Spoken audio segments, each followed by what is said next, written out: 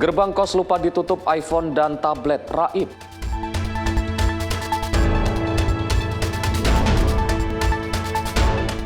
Amerika Serikat lancarkan serangan malam ke-12 berturut-turut ke Iran.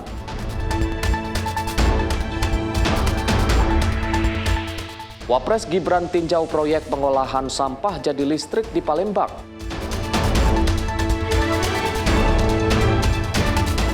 Pemerintah akan disiplinkan aplikator terkait potongan ojol 8%.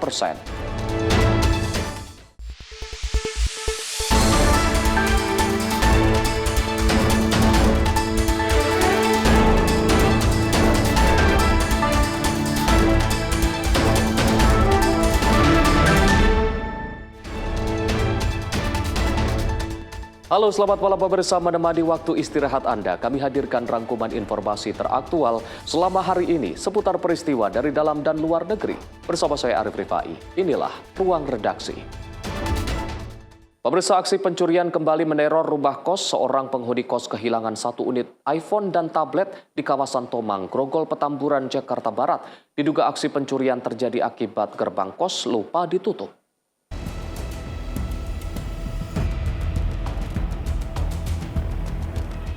Peristiwa pencurian ini terjadi di salah satu rumah kos di Jalan Tawakal 5, RT 9 RW 9, Kelurahan Tomang, Kecamatan Grogol, Petamburan, Jakarta Barat. Menurut penuturan korban, pencurian diduga terjadi akibat gerbang kos lupa ditutup kembali oleh seorang penghuni kos yang baru pulang sekitar pukul 24 waktu Indonesia Barat. Hal ini terlihat dari rekaman kamera pengawas kos. Korban baru mengetahui menjadi sasaran pencurian saat terbangun sekitar pukul 3:30 dini hari. Saat itu pintu kamarnya sudah terbuka lebar dan setelah memeriksa barang miliknya, 1 unit iPhone X serta tablet Huawei MatePad SE11 telah hilang. Korban sempat kesulitan memeriksa rekaman kamera pengawas karena akses berada di tangan pemilik rumah kos dan sistem kamera pengawas sedang mengalami gangguan. Setelah rekaman berhasil diperoleh, terlihat pelaku beraksi seorang diri dan diduga berusia sekitar 50 tahun. Kemalingan HP sama tab. Ada satu sih pakai motor. Sebelumnya kan itu gerbang ditutup sebelum aku tidur kan. Nah terus kayaknya pas lihat CCTV jam 12 malam tuh ada anak kos masuk, tapi nggak ditutup lagi gerbangnya. Sekarang aku tidurnya di sini. Karena emang nggak ada kuncinya dari dalam, jadi nggak bisa dikunci kan pintunya. Nah, terus pas jam 3:30 gitu aku bangun pintunya udah kebuka lebar banget. Terus pas aku cari-cari HP sama tab aku udah hilang. Enggak, kebetulan kan yang pegang CCTV ibu kosnya, jadi minta akses dulu ke ibu. Tapi karena kayaknya lagi gangguan gitu, gak bisa langsung dicek sama ibu. Akibat kejadian ini, korban mengalami kerugian lebih dari 5 juta rupiah. Kasus dilaporkan kepada pihak kepolisian dan masih dalam proses penyelidikan. Dari Jakarta, jurnalis Info TV melaporkan.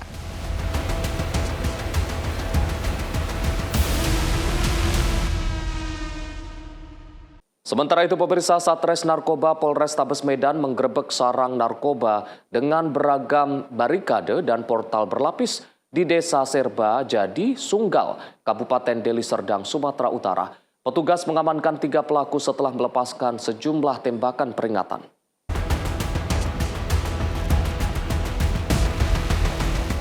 Petugas Satres Narkoba Polrestabes Medan menggerebek sarang narkoba di Desa Serba Jadi Sunggal, Kabupaten Deli Serdang, Sumatera Utara. Pengamanan berlapis terlihat di barak narkoba ini. Bahkan petugas juga kesulitan mengakses lokasi karena letaknya persis berada di bantaran rel kereta api. Petugas melepaskan tembakan peringatan untuk menangkap para pelaku yang mengetahui kedatangan petugas. Petugas berhasil menangkap 3 pria yang diduga pelaku narkoba. Berikut barang bukti berupa 6 paket besar sabu siap edar, alat hisap, timbangan elektrik, hingga handy talkie yang merupakan alat komunikasi khusus para pelaku narkoba. Kasatres Narkoba Polrestabes Medan, Ajun Komisaris Besar Polisi Rafli Yusuf Nugraha mengatakan, petugas masih mendalami peran ketiga pelaku yang ditangkap. Menuju titik ini, tim tidak cukup mudah, di mana sarang narkoba ini sudah terkonsep sedemikian rupa. Ada barikade, ada pagar-pagar yang dibuat untuk menghalangi para petugas yang akan melakukan tindakan tegas di TKP ini. Dapat kami sampaikan, sarangkan sekitar 6 paket sabu siap edar, siap pakai, sejumlah uang, seperangkat alat untuk digunakan mengkonsumsi sabu-sabu, alat HT, alat komunikasi, dan beberapa plastik dan timbangan yang ada di TKP ini. Guna menghilangkan praktek narkoba kembali, petugas menghancurkan dan membakar seluruh barak narkoba yang ada. Dari Deli Serdang, Sumatera Utara, jurnalis Info TV melaporkan. Seorang wanita menjadi korban jambret handphone di Jalan KRT Rajiman, Cakung, Jakarta Timur Selasa pagi 21 Juli 2026. Aksi penjambretan ini terekam kamera pengawas. Penjambretan terjadi di Jalan KRT Rajiman depan Gang Haji Mar'i, Kelurahan Jatinegara, Kecamatan Cakung, Jakarta Timur, Senin pagi 21 Juli 2026. Berdasarkan rekaman kamera pengawas, peristiwa terjadi saat korban sedang memegang handphone di tepi jalan. Dalam hitungan detik, pelaku kemudian merampas handphone milik korban dan melarikan diri. Aksi penjambretan ini terekam kamera pengawas yang terpasang di sekitar lokasi kejadian. Masyarakat diimbau untuk meningkatkan kewaspadaan, terutama saat menggunakan handphone di tepi jalan. Mutiara Aina Putri, tim redaksi Info TV melaporkan. Seorang pemilik kios di Kecamatan Kadia, Kota Kendari, Sulawesi Tenggara melaporkan dugaan penyerangan dan perusakan sekelompok pria yang terjadi pada Rabu 22 Juli 2026 dini hari. Diduga penyerangan dan pengrusakan akibat korban tidak memberikan hutang rokok kepada salah satu terduga pelaku. Seorang pemilik kios di Jalan Laode Hadi, Kelurahan Wawawanggu, Kecamatan Kadia, Kota Kendari, menjadi korban dugaan penyerangan dan perusakan sekelompok pria pada Rabu dini hari 22 Juli 2026. Sejumlah orang mendatangi lokasi dan mengintimidasi korban dengan membawa senjata tajam dan batu. Menurut dugaan korban, aksi penyerangan dan pengrusakan yang dilakukan 7 orang terduga pelaku ini lantaran korban tidak memberikan hutang kepada salah satu terduga pelaku yang sebelumnya masih memiliki hutang. Korban melaporkan kejadian ke Polresta Kendari agar pelaku segera diproses hukum. Akibat kejadian ini, korban mengalami kerugian material mencapai 5 juta rupiah. Mutiara Aina Putri, tim redaksi Simpo TV, melaporkan. Viral, petugas suku dinas perhubungan Jakarta Selatan menggagalkan aksi begal bersenjata tajam saat di Jalan HR Rasuna Said, Jakarta Selatan. Pelaku mengancam seorang lansia dan cucunya saat sedang berolahraga. Pelaku begal bersenjata tajam beraksi di kawasan Rasuna Said Setiabudi, Jakarta Selatan. Sasaran pelaku lansia yang sedang berolahraga bersama cucunya. 4 petugas dishub yang sedang bertugas berhasil menggagalkan aksi begal dan menangkap seorang pelaku. Salah satu petugas yang menangkap begal, Muhammad Nahrawi, mengatakan saat itu dia bersama rekan-rekannya sedang melaksanakan pengamanan di Rasuna Said ketika mendengar teriakan warga yang menjadi korban aksi begal. 2 pelaku berusaha melarikan diri, namun 1 orang berhasil ditangkap setelah terjatuh, sementara 1 pelaku lainnya berhasil kabur. Di saat kita sedang bertugas itu, ada warga yang berteriak, "Jambret, jambret!" Dan spontan kita melihat pelaku itu mengarah ke arah ke petugas, mengarah ke kami sedang berjaga. Dan kebetulan ada mobil juga yang mau melintas. Pelaku itu sempat kaget namun terjatuh. Dan dari situ warga dan kami sebagai petugas yang ada di lokasi, kita turut mengamankan pelaku. Dan pelaku ada 2 orang sebenarnya. Dan satu orang itu berhasil kabur, 1 kita berhasil amankan. Atas keberaniannya, suku dinas perhubungan Jakarta Selatan memberikan penghargaan kepada petugas yang berhasil menangkap begal. Pelaku dan barang bukti 1 bilah celurit, 1 unit sepeda motor, dan 3 unit telepon genggam selanjutnya diserahkan ke Polsek Setiabudi untuk menjalani pemeriksaan lebih lanjut. Dari Jakarta, jurnalis Simpo TV melaporkan. Upaya pencurian sepeda motor di Kecamatan Kadu Gede, Kabupaten Kuningan, Jawa Barat berhasil digagalkan seorang pedagang sayur yang menendang salah satu pelaku hingga terjatuh. 1 pelaku kemudian diamankan warga, sementara 1 pelaku lainnya berhasil melarikan diri. Seperti inilah detik-detik korban dan juga warga saat menjatuhkan pelaku pencurian sepeda motor di Kecamatan Kadu Gede, Kabupaten Kuningan, Jawa Barat pada Selasa 21 Juli 2026 sore. Seorang pelaku asal Indramayu berinisial M, 37 tahun, babak belur dihakimi warga, sedangkan 1 pelaku lainnya berhasil melarikan diri dengan sepeda motor yang digunakan saat beraksi. Aksi bermula ketika keduanya tengah melintas di lokasi kejadian, melihat sepeda motor korban terparkir di tepi jalan dengan kunci masih tergantung. Kesempatan itu dimanfaatkan pelaku untuk pencuri. Beruntung anak korban yang berada tak jauh di lokasi kejadian mengetahui dan berteriak, sehingga sang ayah yang tengah berberes sayur dagangannya lari mengejarnya. Korban kemudian menendang badan pelaku hingga terjungkal ke aspal. Sedangkan satu rekannya kabur meninggalkan pelaku yang sudah dikerumuni warga. Barang bukti yang diamankan diantaranya 1 unit sepeda motor korban berikut STNK, 4 buah mata kunci letter T, dan 1 hit telepon genggam milik pelaku. Di mana tersangka pada saat mengambil kendaraan milik korban sedang mengambil sayur yang ada di mobil untuk dipindahkan ke kendaraan. Sehingga karena pelaku melihat kunci masih menggantung di kendaraan, saat itu juga pelaku langsung membawa kendaraan milik korban untuk kabur. Dikarenakan ada saksi yang melihat, sehingga korban dan saksi yang ada di TKP langsung menghadang tersangka. Selanjutnya diamankan, sehingga pelaku dilakukan proses penyidikan di Polres Kuningan. Pelaku dijerat pasal 476 KUHP dengan ancaman hukuman 5 tahun penjara. Sedangkan 1 pelaku lainnya sudah masuk ke dalam daftar pencarian orang. Dari Kuningan, Jawa Barat, jurnalis Simpo TV melaporkan. Pemirsa, 3 warga sipil dilaporkan meninggal dunia dalam aksi kekerasan yang diduga dilakukan oleh kelompok bersenjata OPM di Kabupaten Yahukimo, Papua Pegunungan. Koops TNI HBMA menyampaikan bela sungkawa dan memperkuat langkah perlindungan bagi masyarakat. Aksi kekerasan terjadi terhadap 3 warga sipil di sekitar Jalan Trans Papua, Distrik Seradala, Kabupaten Yahukimo pada Senin 20 Juli 2026. Berdasarkan informasi awal, 3 korban yang meninggal dunia terdiri dari sepasang suami istri, Kumis Kogoya beserta istrinya, serta seorang perempuan dari suku Unaukam.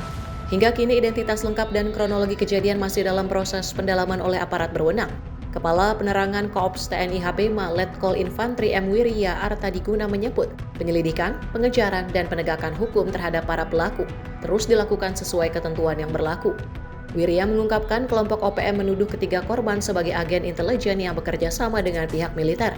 Wirya menegaskan bahwa ketiga korban merupakan warga sipil dan tidak memiliki keterlibatan maupun kerjasama dengan TNI. Koops TNI HBMA menyampaikan duka cita yang mendalam atas meninggalnya 3 warga sipil dalam peristiwa penembakan yang diduga dilakukan oleh kelompok OPM Kodam 16 Yahukimo yang dipimpin oleh Kopitua Heluka selaku Dan Ops Kodam Yahukimo. Peristiwa tersebut terjadi di wilayah Jalan Trans, Distrik Seradala, Kabupaten Yahukimo pada hari Senin 20 Juli 2026. Berdasarkan informasi awal yang diterima di lapangan, yang turut diperkuat oleh siaran pers manajemen Markas Pusat Komnas TPNPB, kelompok OPM tersebut mengklaim bertanggung jawab atas aksi penembakan tersebut. 3 korban terdiri atas sepasang suami istri berinisial KK beserta istrinya, serta seorang perempuan dari suku Unaukam. Hingga saat ini, identitas belum diketahui dan masih dalam proses penyelidikan oleh aparat yang berwenang.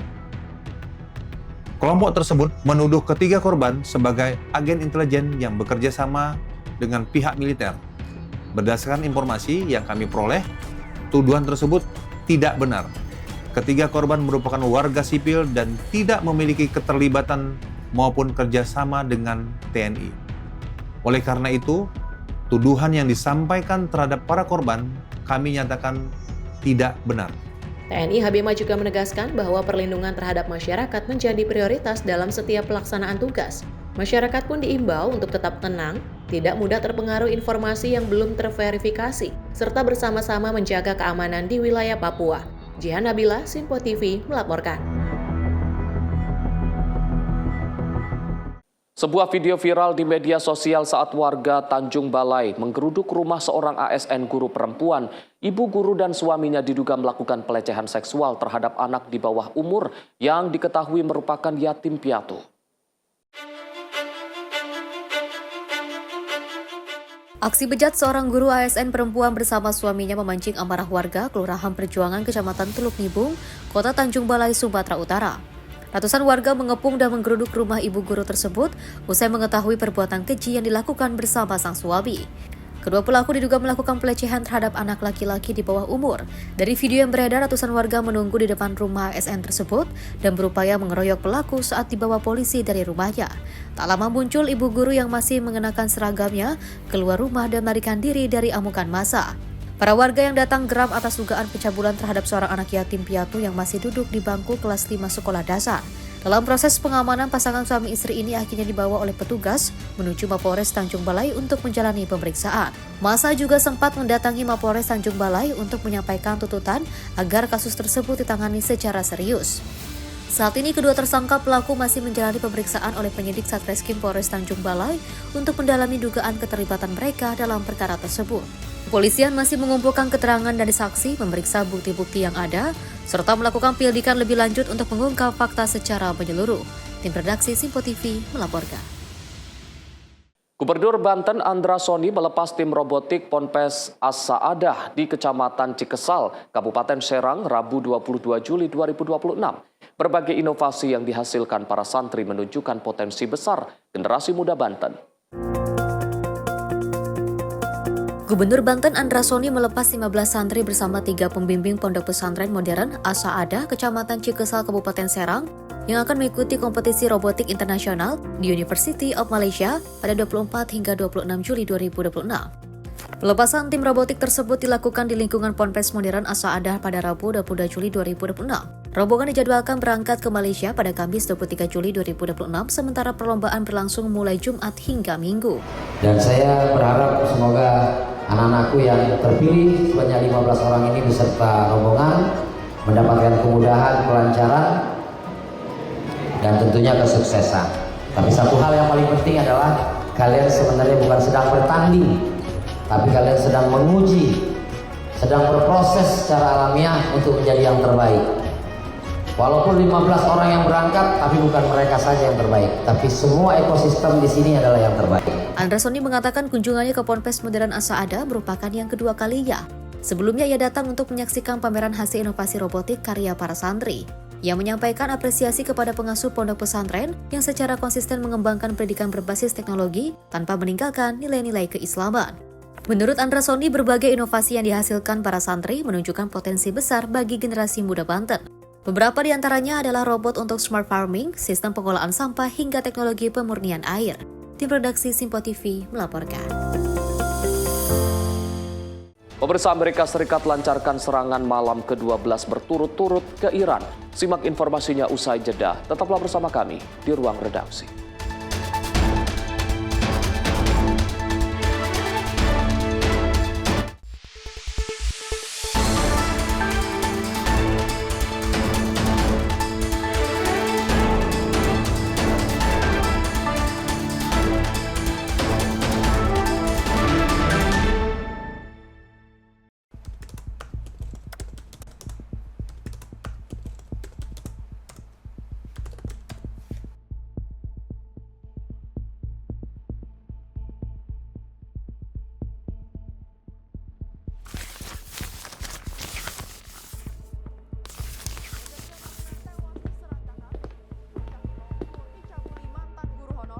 Viral maling bobol rumah di siang hari.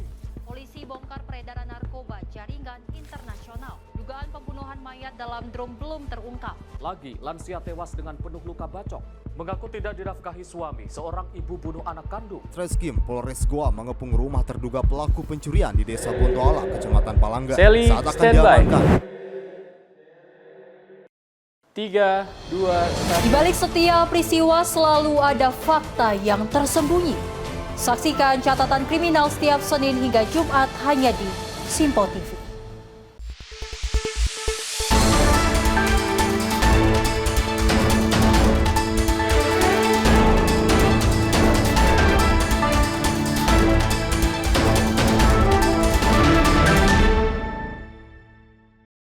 Pemirsa, Anda kembali menyaksikan Ruang Redaksi.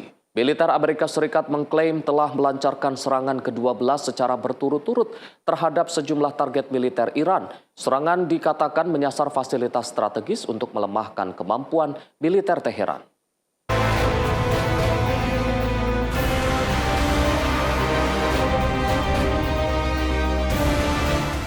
Rekaman yang dirilis oleh Komando Pusat Militer Amerika Serikat atau CENTCOM memperlihatkan serangan ke sejumlah target yang diklaim merupakan fasilitas militer Iran. Meski demikian, lokasi dan waktu pengambilan gambar tidak dapat diverifikasi secara independen. Menurut CENTCOM, serangan menyasar kemampuan maritim, gudang penyimpanan rudal dan drone, fasilitas pengawasan pantai, serta sistem pertahanan udara Iran. Amerika menyatakan operasi ini bertujuan untuk melemahkan kemampuan Iran dalam menyerang kapal sipil dan kapal dagang di kawasan. CENTCOM juga menyebut lebih dari 50.000 personel militer Amerika Serikat masih ditempatkan di Timur Tengah. Seluruh pasukan diklaim berada dalam kondisi siaga penuh dan siap melaksanakan operasi lanjutan apabila diperlukan. Serangan terbaru ini terjadi setelah gagalnya kesepakatan sementara yang dimediasi Pakistan pada Juni lalu, yang sebelumnya dimaksudkan untuk menghentikan konflik yang dimulai sejak 28 Februari. Sejak kesepakatan tersebut runtuh, Amerika Serikat terus melancarkan serangan ke berbagai target di Iran, sementara Teheran melakukan serangan balasan terhadap aset-aset militer Amerika di kawasan. Tim redaksi Sinpo TV melaporkan.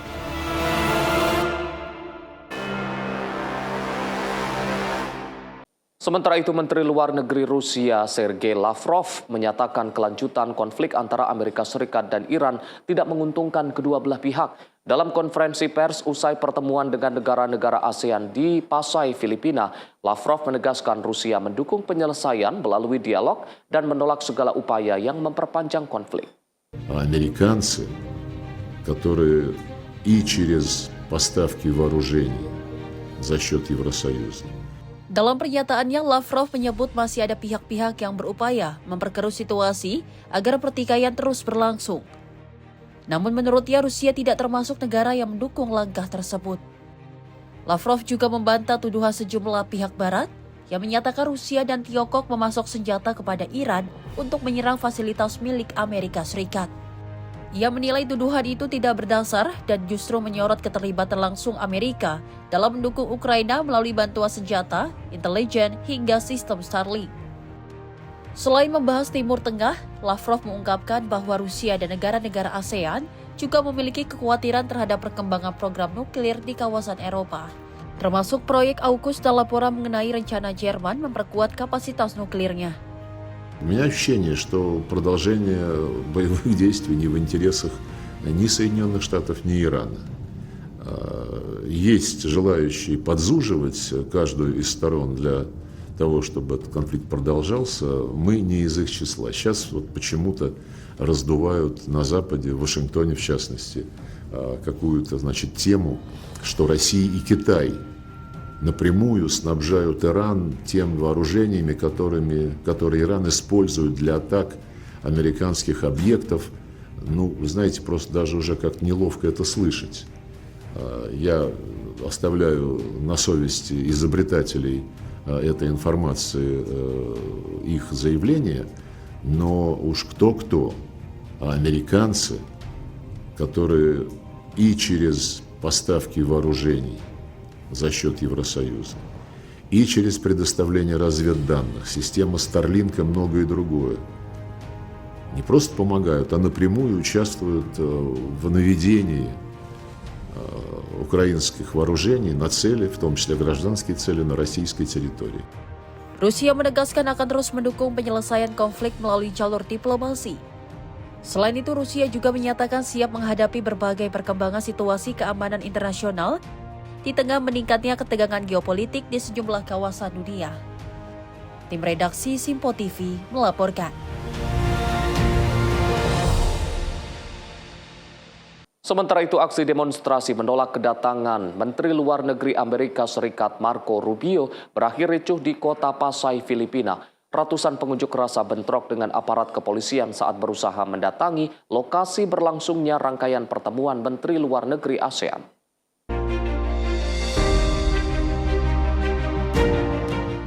Rekaman video memperlihatkan ratusan demonstran berusaha menerobos barikade polisi yang menutup akses menuju Philippine International Convention Center atau PICC. Aparat berlapis tameng berhasil menahan laju massa sehingga sempat terjadi aksi saling dorong. Para pengunjuk rasa membawa spanduk dan bendera bertuliskan penolakan terhadap pangkalan militer Amerika Serikat serta menyerukan agar Filipina tidak menjadi bagian dari kepentingan perang negara lain. Aksi yang dipimpin oleh Bagong Aliansyang Makabayan atau Bayan ini juga didukung oleh buruh Kilusang Mayo Uno serta sejumlah organisasi mahasiswa dan kelompok aktivis.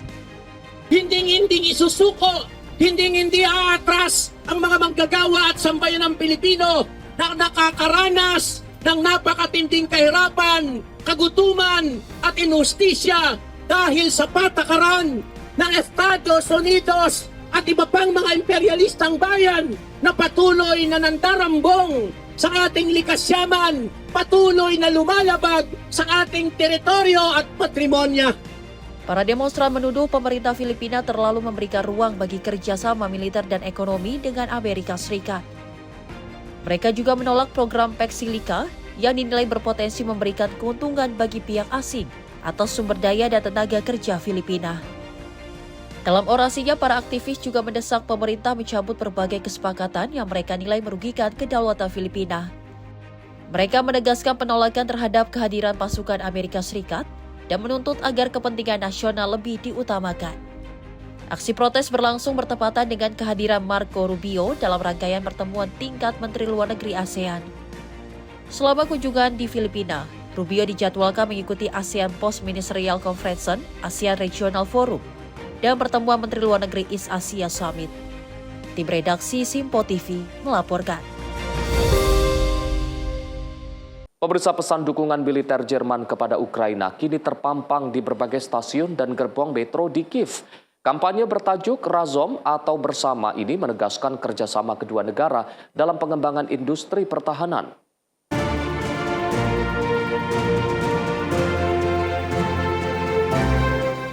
Spanduk dan materi kampanye berwarna bendera Jerman dan Ukraina menghias stasiun maupun gerbong metro di Kiev. Pesan yang ditampilkan menyoroti kerjasama produksi drone, sistem pertahanan udara, hingga dukungan Jerman dalam melindungi langit Ukraina.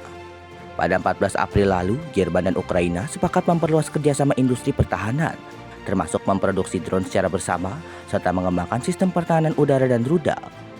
Kesepakatan itu mencantumkan rencana pembangunan pabrik bersama di Jerman untuk memproduksi ribuan drone serang jarak menengah berbasis kecerdasan buatan bagi militer Ukraina. Berlin juga mengalokasikan dana 300 juta euro untuk mendukung produksi senjata jarak jauh buatan Ukraina. Pada Mei lalu, Menteri Pertahanan Jerman, Boris Pistorius, dan pejabat Ukraina menandatangani program Brave Germany. Program ini mendukung pengembangan teknologi pertahanan, termasuk drone, kecerdasan buatan, laser, sistem komunikasi, dan teknologi rudal. Pemerintah Jerman melaporkan telah menyalurkan atau menyiapkan dukungan militer senilai lebih dari 55 miliar euro untuk Ukraina sejak Februari 2022. Bantuan tersebut meliputi tank Leopard, kendaraan tempur Marder, sistem pertahanan udara Patriot dan Iris-T, hingga berbagai jenis drone dan amunisi. Tim redaksi Simpo TV melaporkan.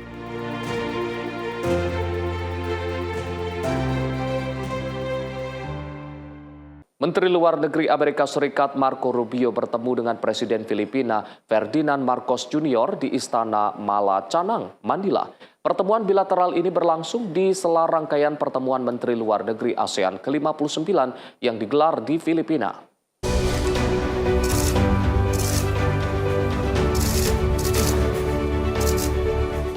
Marco Rubio tiba di Istana Malacanang dan disambut langsung oleh Presiden Ferdinand Marcos Jr. beserta sejumlah pejabat pemerintah Filipina. Kedua delegasi kemudian memasuki ruang pertemuan untuk menggelar pembahasan tertutup. Pertemuan ini menjadi bagian dari agenda diplomasi tingkat tinggi yang berlangsung dalam rangkaian pertemuan Menteri Luar Negeri ASEAN ke-59. Forum tersebut dihadiri oleh negara-negara anggota ASEAN serta mitra dialog seperti Amerika Serikat, China, Rusia, dan sejumlah negara lain. Dalam pertemuan tersebut, kedua pihak diperkirakan membahas penguatan aliansi pertahanan antara Amerika Serikat dan Filipina. Isu keamanan kawasan termasuk situasi di Laut Cina Selatan menjadi salah satu agenda penting mengingat meningkatnya ketegangan antara Filipina dan China di wilayah sengketa. Selain itu, kerjasama ekonomi juga menjadi fokus pembahasan, termasuk pengembangan Luzon Economic Corridor yang didukung Amerika Serikat. Proyek ini diharapkan mendorong investasi infrastruktur dan industri di sejumlah kawasan strategis di Filipina. Filipina juga terlibat dalam inisiatif Pexilica yang berfokus pada pengembangan rantai pasok semikonduktor, kecerdasan buatan atau AI, dan teknologi kritis. Kedua negara sebelumnya telah mengumumkan rencana pembangunan kawasan ekonomi dan keamanan seluas 4.000 hektar di koridor Luzon. Tim redaksi Simpo TV melaporkan.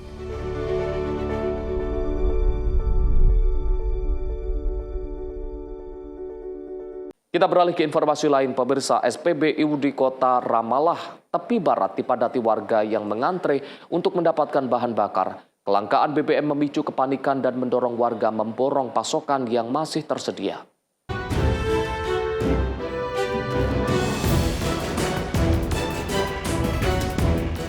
Antrian panjang kendaraan terlihat di sejumlah SPBU di Ramalah.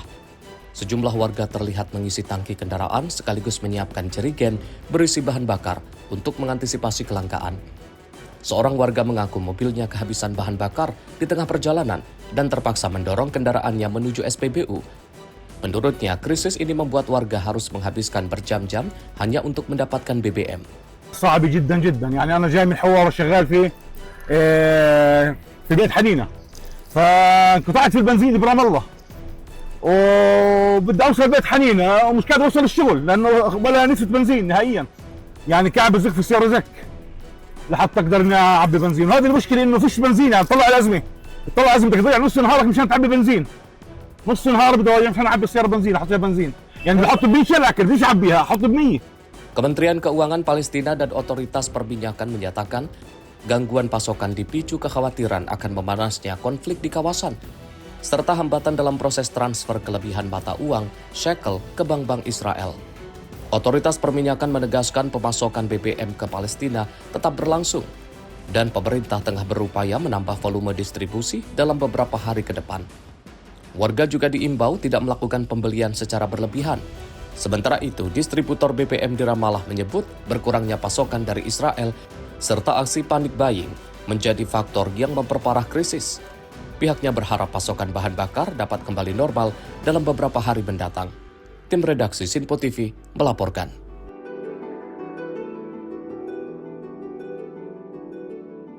Wali Kota New York, Zohran Mamdani, menegaskan Benjamin Netanyahu tidak disambut di kota New York. Pernyataan itu disampaikan di tengah perdebatan mengenai kemungkinan kunjungan Perdana Menteri Israel ke New York.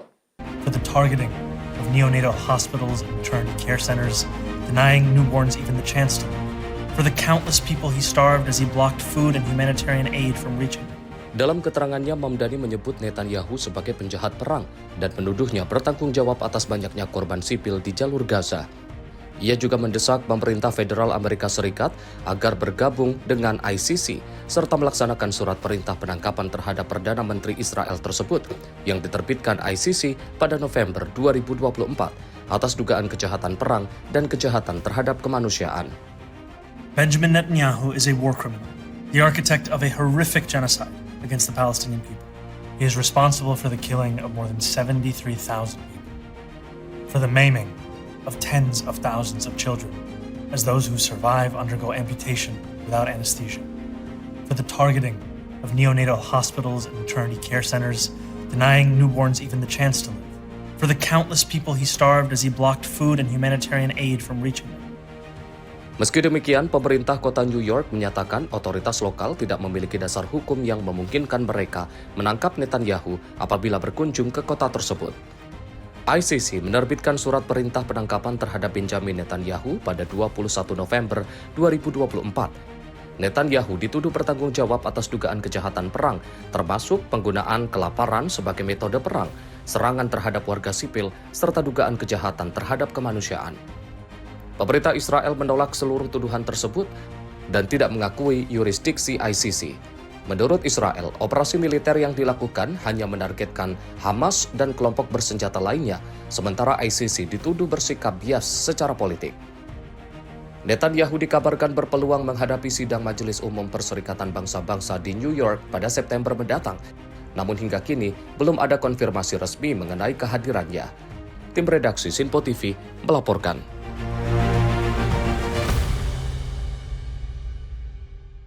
Sementara itu, pemirsa, gelombang protes kembali mengguncang ibu kota Ukraina, Kiev, saat ratusan warga menuntut perubahan di tubuh pemerintah dan militer. Di tengah aksi demonstrasi yang memasuki hari ke-6, Presiden Volodymyr Zelensky memberhentikan Panglima Angkatan Bersenjata Oleksandr Syrskyi.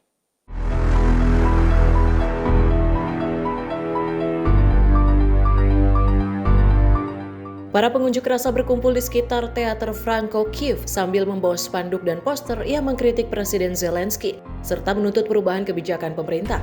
Sejumlah peserta aksi menyerukan agar mantan Menteri Pertahanan Mikhailo Fedorov dikembalikan ke jabatannya.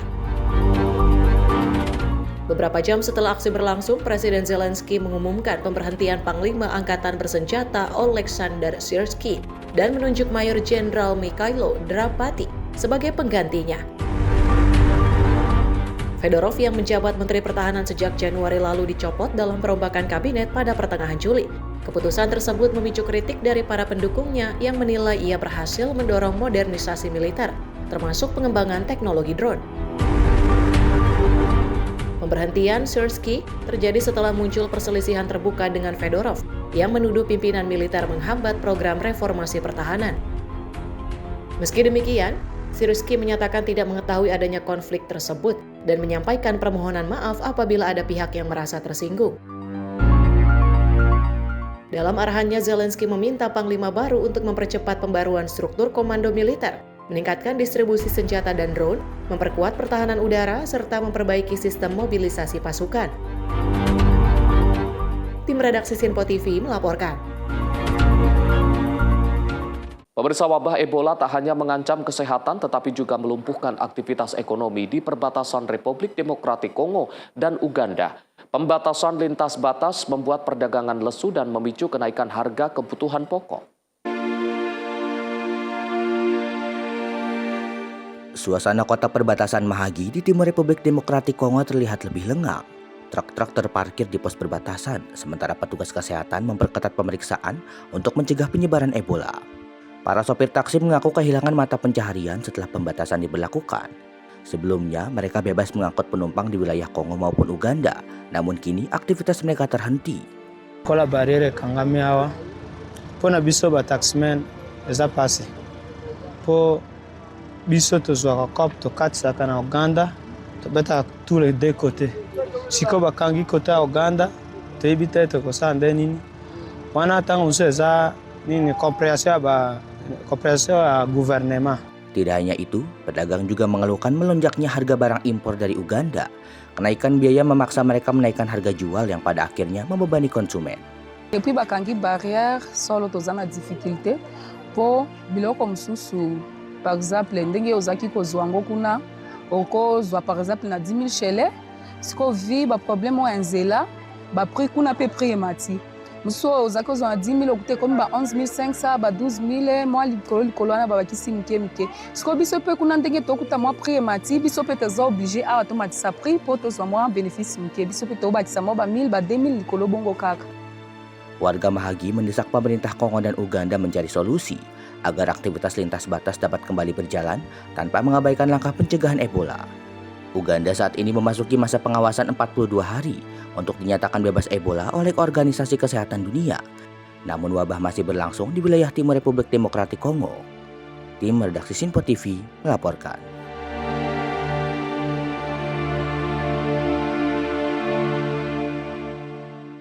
Di tengah luka akibat perang, warisan seni bersejarah Aleppo perlahan dihidupkan kembali. Seorang seniman restorasi berjuang menyelamatkan lukisan dan ikon kuno agar tak hilang ditelan konflik.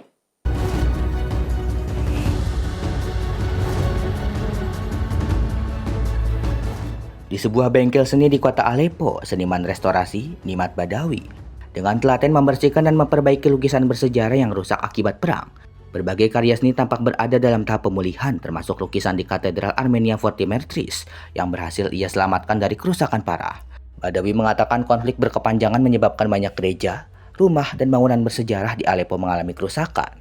الحرب القائمة بالبلد وخاصة مدينة حلب كان لها نصيب كثير كبير من دمار الكاتدرائيات والأبنية والبيوت اللي بتمتلك كثير من الكنوز بالفن التشكيلي أو الفن الكنسي أو الأيقونات. فصار في طلب كثير كبير من قبل مجموعات خاصة اللي تعرضت لدمار أو من الكنائس إنه نقوم بعملية ترميم. Di awal masa konflik, proses restorasi berjalan sangat sulit karena pasokan listrik tidak stabil, keterbatasan peralatan, serta kelangkaan bahan khusus untuk konservasi karya seni. Salah satu proyek terberatnya adalah memulihkan lukisan di Katedral Forti Mertris yang mengalami kerusakan akibat air. Proses pemulihannya memakan waktu hingga 1,5 tahun untuk mengembalikan detail yang hampir hilang. Badawi kini mendorong pembentukan pusat restorasi khusus di Aleppo guna melindungi warisan seni dan budaya Suriah. Menurutnya, warisan tersebut bukan hanya bernilai religius, tetapi juga menjadi bagian penting dari sejarah seni kawasan Timur Tengah. Tim redaksi Sinpo TV melaporkan. Pemirsa, 2 petugas pemadam kebakaran tewas saat berupaya memadamkan si jago merah di dekat Bandara Bordeaux Marignac, Prancis. Kebakaran besar ini juga menyebabkan gangguan operasional penerbangan di kawasan bandara.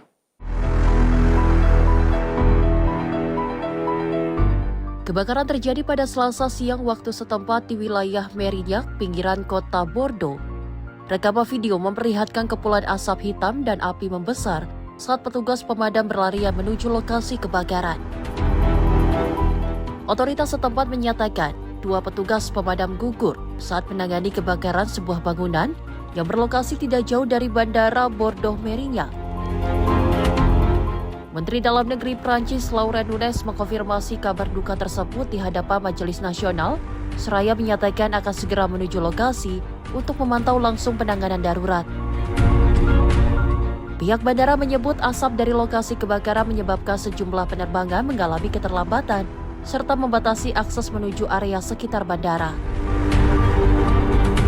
Sebelum insiden terjadi, wilayah Zihron telah ditempatkan dalam status siaga merah kebakaran hutan akibat gelombang panas dan kondisi cuaca kering yang meningkatkan resiko terjadinya kebakaran besar. Tim redaksi Sinpo TV melaporkan.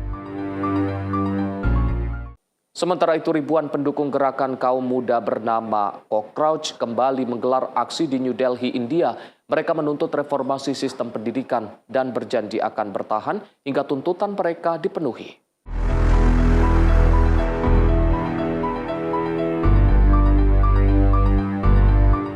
Ribuan pengunjuk rasa memadati lokasi aksi di ibu kota India sambil membawa spanduk dan meneriakkan tuntutan agar pemerintah bertanggung jawab atas berulangnya dugaan kecurangan dalam ujian nasional. Sejumlah peserta aksi bahkan mendirikan tenda dan menolak membubarkan diri hingga pemerintah memenuhi tuntutan mereka. Pengunjuk rasa mendesak dilakukannya reformasi menyeluruh terhadap sistem ujian nasional, serta menuntut Menteri Pendidikan Dharmendra Pradhan mundur menyusul dugaan gagal menangani berbagai kasus kebocoran soal ujian. Gerakan Cockroach Janata Party muncul dari aksi protes para pelajar di media sosial dan berkembang menjadi gerakan nasional yang menyuarakan tuntutan akuntabilitas dalam dunia pendidikan. Massa juga menuntut pemberian kompensasi bagi keluarga pelajar yang meninggal dunia akibat diduga bunuh diri setelah kasus kebocoran soal ujian mencuat. Sementara itu, Partai Kongres Nasional India ikut mendukung tekanan terhadap pemerintah dengan mendesak Perdana Menteri Narendra Modi mundur dan menuduh pemerintah telah merusak masa depan generasi muda India. Tim redaksi Sinpo TV melaporkan.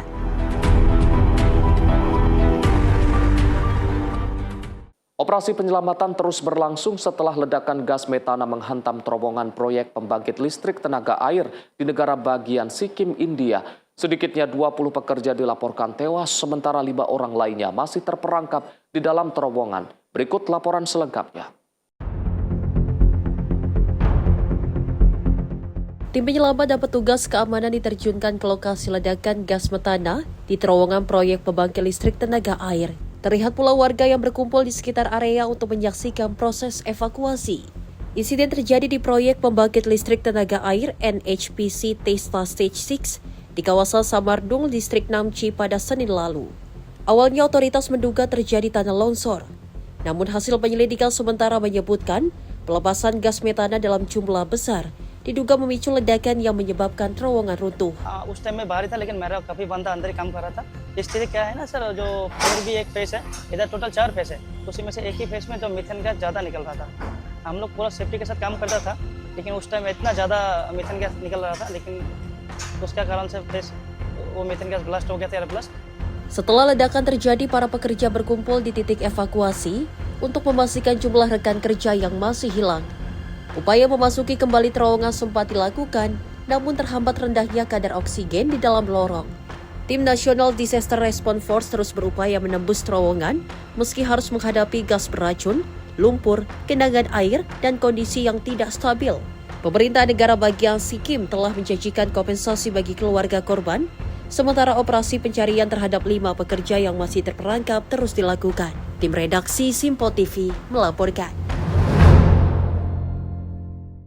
Pemirsa, suasana sarapan di sebuah kafe di wilayah Catalonia, Spanyol mendadak mencekam setelah seekor banteng seberat 900 kg masuk ke dalam ruang makan. Beruntung insiden berakhir tanpa korban jiwa maupun kerusakan.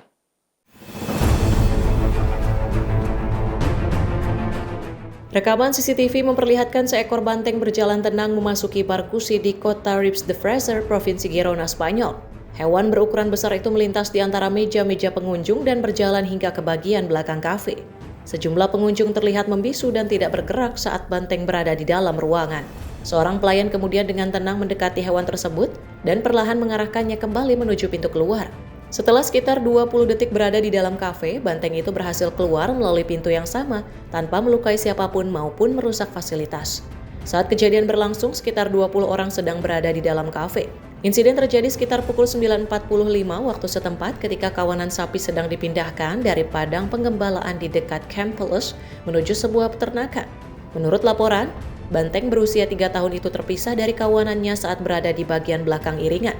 Diduga, hewan tersebut berusaha mengikuti suara lonceng kawanannya, namun salah jalur dan berakhir memasuki kafe. Tim redaksi Simpo TV melaporkan.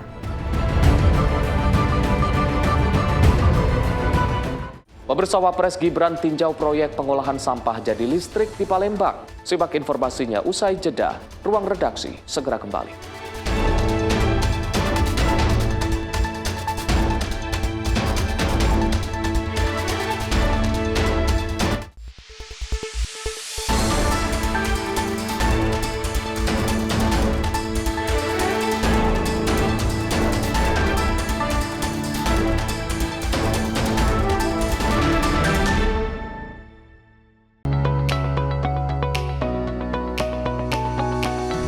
Kami hadir menyapa malam Anda dengan sajian yang menarik dan ulasan yang mendalam sepanjang hari.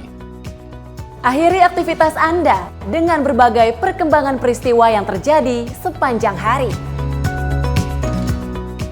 Disajikan secara lugas dan berkualitas sebagai refleksi perjalanan hari Anda.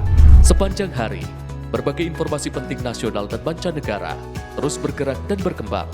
Kami merangkum untuk Anda sebagai ikhtisar akhir hari. Dalam Menyapa Indonesia Malam, setiap Senin hingga Jumat, hanya di Simpo TV.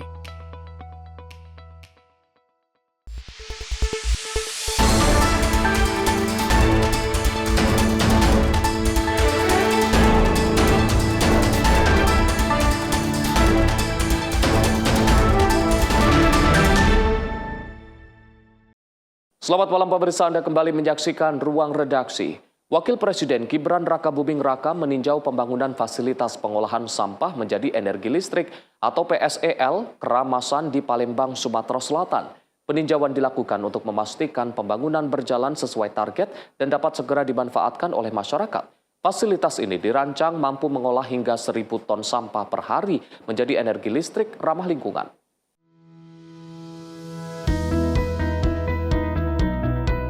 Dalam peninjauan tersebut, Wakil Presiden menegaskan pentingnya percepatan penyelesaian proyek agar dapat memberikan manfaat nyata bagi masyarakat. PSEL Keramasan diharapkan menjadi salah satu solusi untuk mengatasi masalah sampah perkotaan yang terus meningkat, sekaligus mendukung transisi menuju energi bersih.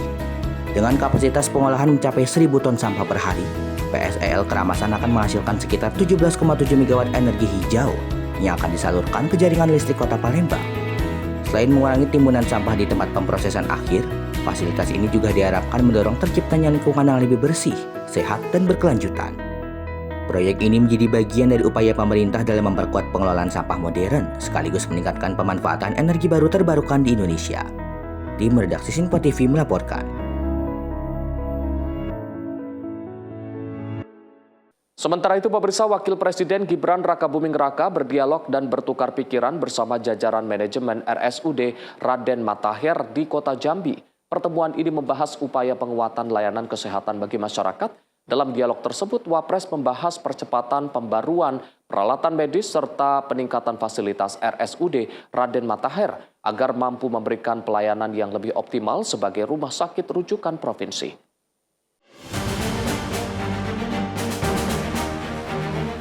Di sela kunjungan, Wakil Presiden juga menyempatkan berinteraksi langsung dengan para pasien dan keluarga yang tengah menjalani pengobatan. Berbagai keluhan, masukan, serta pengalaman mereka dalam mendapatkan layanan kesehatan didengarkan secara langsung sebagai bagian dari upaya pemerintah dalam memastikan pelayanan publik berjalan dengan baik. Wapres menilai masukan dari pasien dan tenaga kesehatan menjadi bagian penting dalam menyusun langkah perbaikan layanan di rumah sakit. Karena itu, pemenuhan kebutuhan peralatan medis, peningkatan kualitas fasilitas, serta penguatan sumber daya manusia menjadi faktor yang terus didorong agar pelayanan kepada masyarakat semakin optimal. Pemerintah berkomitmen memperkuat sistem layanan kesehatan di berbagai daerah melalui pembangunan dan modernisasi rumah sakit, penambahan fasilitas penunjang, serta pembaruan teknologi dan peralatan medis. Dengan langkah tersebut diharapkan masyarakat dapat memperoleh akses layanan kesehatan yang lebih cepat, berkualitas, merata, dan mudah dijangkau, sekaligus memperkuat peran rumah sakit daerah sebagai ujung tombak pelayanan kesehatan bagi masyarakat. Tim Redaksi Sinpo TV melaporkan.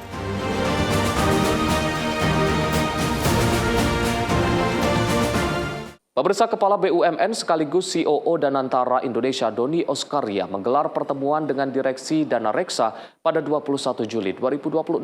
Pertemuan tersebut untuk membahas percepatan transformasi Dana Reksa sebagai strategic holding kawasan industri. Konsolidasi aset kawasan industri milik BUMN berpotensi menambah lebih dari 13.000 hektar kawasan yang dikelola Dana Reksa. Langkah ini dinilai akan memperkuat posisi Dana Reksa sebagai pengelola kawasan industri terbesar di Asia Tenggara. Percepatan transformasi Dana Reksa pun mencakup diantaranya pengembangan 7 kawasan industri existing, optimalisasi aset, dan penataan entitas non-inti. Dana Reksa diharapkan mampu meningkatkan nilai tambah aset BUMN, memperkuat daya saing kawasan industri nasional, serta mendorong pertumbuhan investasi dan industrialisasi Indonesia. Tim Redaksi Sinpo TV melaporkan. Pengembangan energi hidrogen Indonesia memasuki tahap baru melalui peluncuran bus H2 DDF dan koridor hidrogen Jakarta-Patimban. Langkah ini menjadi tanda dimulainya penerapan ekosistem hidrogen di sektor transportasi dan energi nasional. Indonesia mulai memasuki tahap penerapan teknologi hidrogen melalui peluncuran bus hidrogen diesel dual fuel atau H2 DDF dan pengembangan Green Hydrogen Corridor Jakarta-Karawang-Patimban sepanjang 194 km. Inisiatif tersebut diperkenalkan dalam Global Hydrogen Ecosystem Summit 2026 di Jakarta. Menteri ESDM Bahlil Lahadalia menyebutkan, hidrogen menjadi bagian penting dalam transisi energi, sekaligus mendukung kemandirian energi nasional. Presiden Prabowo, karena hidrogen ini merupakan salah satu energi alternatif. Kita tahu bahwa di era geopolitik yang tidak menentu, perang di Timur Tengah yang tidak pernah kita tahu kapan selesainya. Deal selesai hari ini, besok bisa kejadian lain lagi. Itu yang biasa saya membuat analogi untuk lelucon. Itu seperti lain, lain yang semua melahirkan ketidakpastian dunia. Apa dampaknya Bapak Ibu semua? hari ini hampir semua negara berpikir untuk bagaimana memproteksi dibandingkan dengan produk energi lain. Tadi saya diskusi dengan Wakil Kepala BRIN dengan Ibu Enia. Berapa sih biaya selisih antara B50 non-PSO ini artinya yang industri, itu kan kurang lebih sekitar Rp18.600. Kalau pakai bis yang besar, itu bisa mencapai 1 liter itu 3,5 sampai 4 kilo. Kalau di-compare dengan hidrogen, ini berapa energinya? Ternyata masih di atas daripada harga B50. Hidrogen masih agak lebih mahal. Nah, Bapak Ibu semua, ini adalah sebuah tantangan untuk kita semua dalam rangka bagaimana mendapatkan teknologi yang lebih efisien agar kompetitif. Tetapi keyakinan saya, dengan perang terus terjadi, dengan geopolitik yang tidak menentu dan tidak lagi gampang untuk kita mendapatkan minyak di blok-blok yang baru, maka tidak akan lama lagi harga hidrogen akan jauh lebih kompetitif dengan sumber-sumber BBM minyak lainnya. Bus H2DDF yang dikembangkan bersama Kementerian ESDM, PLN, dan Damri menjadi langkah awal pemanfaatan hidrogen di sektor transportasi. Teknologi ini diklaim mampu menekan emisi gas buang, sekaligus mengurangi ketergantungan terhadap bahan bakar fosil. Tim redaksi Sinpo TV melaporkan. Pemirsa, Kepala BPBUMN sekaligus COO Danantara Indonesia, Doni Oskaria, menggelar inspeksi ke rest area Travoy, kilometer 88A dan kilometer 88B pada 21 Juli 2026. Kondisi tersebut untuk meninjau kondisi existing dan rencana pengembangan kawasan secara menyeluruh.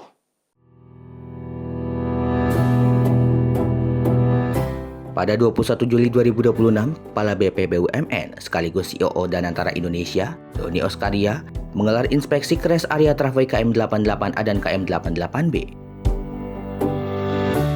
Inspeksi ini jadi bagian dari upaya meningkatkan kualitas pelayanan rest area melalui pengembangan fasilitas mendukung, penataan kawasan, peningkatan kapasitas parkir, serta pembenahan area komunal. Melalui pembangunan layanan baru ini, diharapkan agar rest area 88A-88B semakin nyaman, aman, dan mampu memenuhi kebutuhan masyarakat dalam waktu dekat. Rest area Travoy KM88A dan KM88B di Tol Cipularang jadi salah satu titik layanan dengan aktivitas tinggi, di mana melayani rata-rata 7 hingga 10.000 kendaraan per hari. Sebelumnya kawasan ini telah dilengkapi berbagai fasilitas dan kini disiapkan sebagai showcase transformasi rest area berstandar pelayanan yang lebih modern. Tim redaksi Sinpo TV melaporkan. Komisi 3 DPR mendukung penuh atas penunjukan Kuntadi sebagai Jaksa Agung Muda bidang tindak pidana khusus atau Jampitsus baru. Komisi 3 DPR mendorong Kuntadi untuk segera dapat mengusut secara tuntas kasus yang melibatkan mantan Jampitsus, Febri Adriansyah. Dengan kepemimpinan beliau, saya berharap kasus dugaan korupsi Febri Adriansyah. Presiden Prabowo Subianto resmi menerbitkan keputusan Presiden mengenai pengangkatan Kuntadi sebagai Jaksa Agung Muda bidang tindak pidana khusus yang baru. Kuntadi menggantikan ex-Jampitsus Febri Adriansyah yang kini ditetapkan sebagai tersangka dalam kasus dugaan korupsi. Ketua Komisi 3 DPR Habibur Rahman mengatakan pihaknya mendukung penuh kepada Kuntadi yang mengisi jabatan Jampitsus. Dirinya meminta Jampitsus yang baru untuk segera mengusut tuntas kasus yang melibatkan Febri Adriansyah. Habibur Rahman menilai kasus Febri Adriansyah bukanlah perkara biasa, melainkan mempertaruhkan citra Kejaksaan Agung sebagai salah satu lembaga penegak hukum di Indonesia.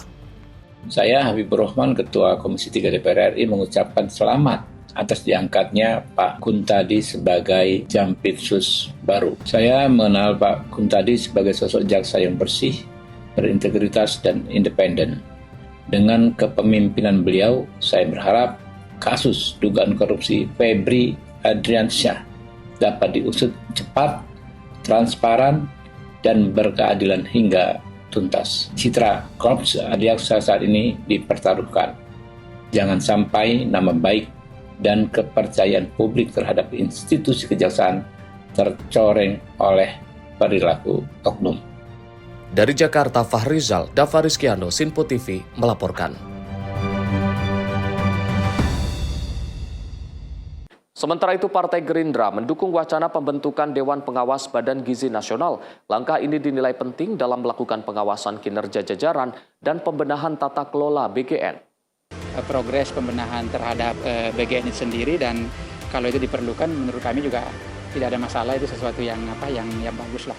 Juru bicara Partai Gerindra Bahtera Banong mengungkapkan tidak masalah jika Presiden Prabowo Subianto berencana akan membentuk Dewan Pengawas BGN.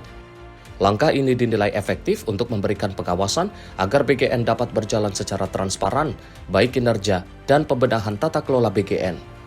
Ya, jika memang Presiden mau membentuk Dewan Pengawas, dan menurut hemat kami itu bagus-bagus saja ya, dalam rangka juga terus mengawasi kinerja dan progres pembenahan terhadap BGN itu sendiri, dan kalau itu diperlukan menurut kami juga tidak ada masalah, itu sesuatu yang bagus lah. Dari Jakarta, Fahrizal, Dava Rizkiano, Sinpo TV melaporkan.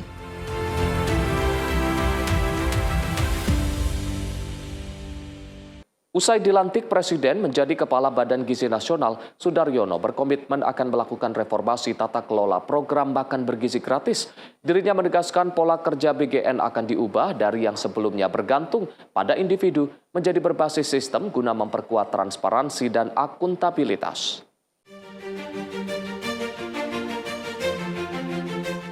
Di hari pertama memimpin Badan Gizi Nasional, Sudaryono mengaku masih terdapat persoalan dalam tata kelola program makan bergizi gratis, mulai dari dugaan pelanggaran hukum hingga praktik yang dinilai belum transparan.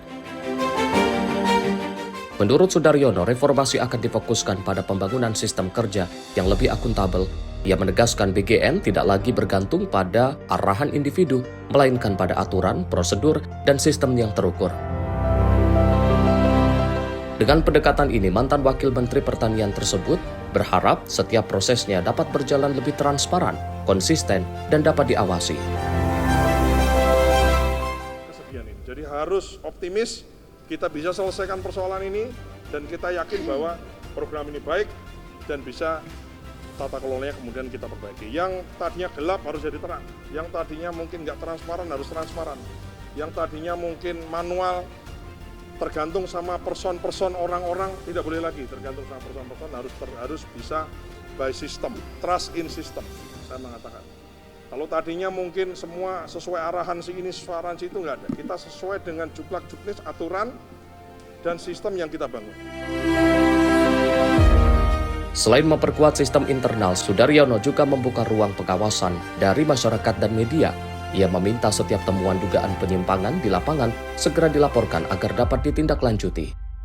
Langkah ini dilakukan untuk memastikan program makan bergizi gratis tetap berjalan dengan tata kelola yang bersih, transparan, dan memberikan manfaat bagi masyarakat. Dari Jakarta, jurnalis Sinpo TV melaporkan.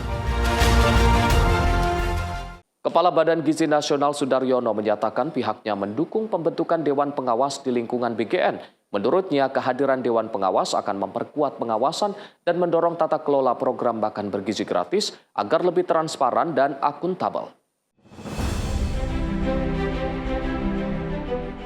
Di tengah upaya pembenahan tata kelola Badan Gizi Nasional, Kepala BGN Sudaryono menilai pengawasan menjadi salah satu kunci agar program makan bergizi gratis dapat berjalan sesuai tujuan. Karena itu, ia menyambut positif rencana pembentukan Dewan Pengawas sebagai bagian dari penguatan sistem pengawasan internal. Menurut Sudaryono, selain pengawasan dari Dewan Pengawas, peran masyarakat dan media juga sangat penting dalam mengawal pelaksanaan program. Ia pun meminta setiap temuan dugaan penyimpangan dapat segera dilaporkan agar ditindaklanjuti sesuai ketentuan berlaku. Dewan Pengawas saya belum dapat informasi lebih lanjut. Ya tentu saja kita sih intinya kerja benar, ada Dewan Pengawas tentu saja lebih baik. Enggak ada Dewan Pengawas ditambah pengawas-pengawas swasta ini ya kan. Anda semua ini kan boleh juga jadi pengawas. Kalau ada hal-hal yang nggak benar ya boleh untuk dilaporkan gitu. Jadi saya membuka diri untuk semua inisiatif. Sudaryono menegaskan pembenahan BGN tidak hanya berfokus pada penyelesaian persoalan hukum saja, tetapi juga membangun tata kelola yang lebih terbuka dan berbasis sistem. Dengan adanya pengawasan baik dari Dewan Pengawas maupun partisipasi publik, pemerintah berharap kepercayaan masyarakat terhadap program makan bergizi gratis dapat terus meningkat. Dari Jakarta, Sri Dewi Andayani, Mutia Anggiani, Sinpo TV melaporkan. Pemirsa, pemerintah akan disiplinkan aplikator terkait potongan ojol 8%. Simak informasinya usai jeda. Tetaplah bersama kami di Ruang Redaksi.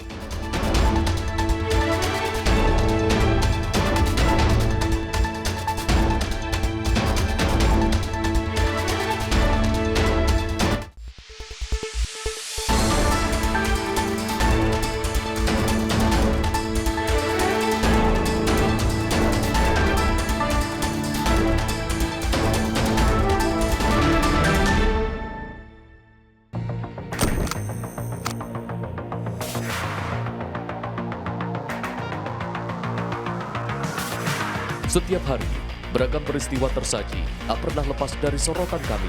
Kami hadirkan isu-isu terpilih yang paling aktual, penting, dan menjadi perhatian publik. Di tengah dinamika kebijakan yang terus bergerak, fakta dan data menjadi kunci dalam melihat realitas secara jernih.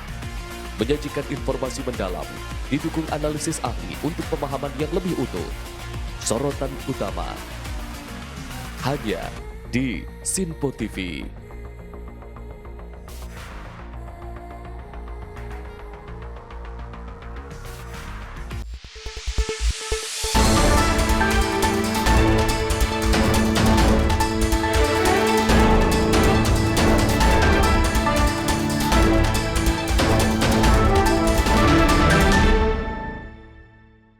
Selamat malam pemirsa, Anda menyaksikan Ruang Redaksi.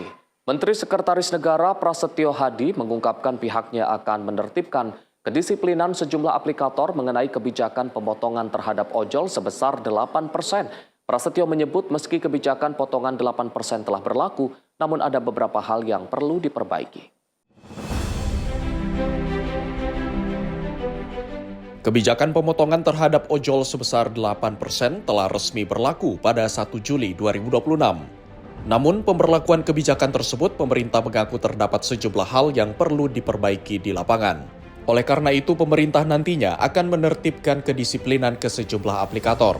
Langkah ini dilakukan sebagai bentuk untuk penyempurnaan peraturan Presiden mengenai potongan tarif 8% bagi ojol agar segera masuk tahap finalisasi.